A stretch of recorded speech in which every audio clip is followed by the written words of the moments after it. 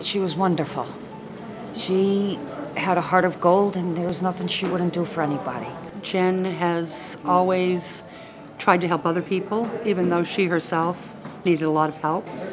I would describe Jen as happy, all the time happy. No matter how she felt that day, she always had a smile on her face. She would light up the room when she came in.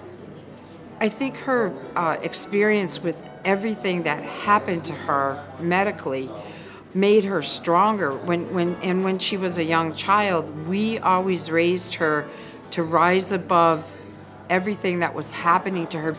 Jen's medical challenges affected her work, believe it or not, in a very positive way, that she grew up understanding what it was to have the medical needs that she had. She was learning about what death and dying was at 4 and 5 years old.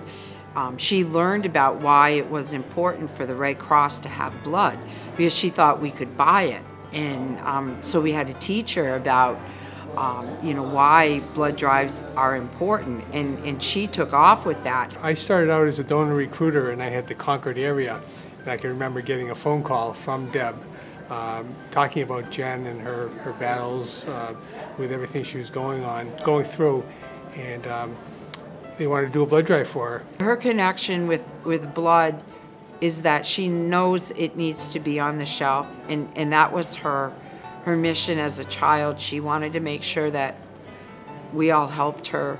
They told me that they could bring in 100 people, and it was really, those were amazing numbers back then. So we had the drive, and they did do that. What they've always done in all the drives that they've been involved with is bring in a lot of first-time donors or donors that haven't donated in a long, long time. Even though she wasn't able to donate blood, she would be there to help others. She would be their cheerleader. She would tell them stories about, her illness and how she was doing. Even when she was her sickest, she still was making jokes and checking on other people and asking how they were doing and what could she do for them.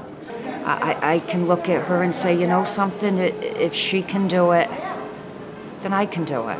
I mean, she just woke up with a smile every day. Jen just had a way of reaching out to people. I'd go to these blood drives where she was there, have meetings, and just people would come flock around her and talk with her and tell stories. When they would leave from talking to her, they would feel like $1 million. The blood supply is very fragile. All it takes is a few snowstorms or power outages, and then we fall behind in our collection levels. We probably need to collect on average about 255 pints a day to help meet the needs of New Hampshire hospitals and hospitals throughout New England. She's always been a little part of the Red Cross that has helped her continue to keep her red blood cells up when she needed them. And I think she'd be very proud to know that she's helping a lot of people right now with their need for blood.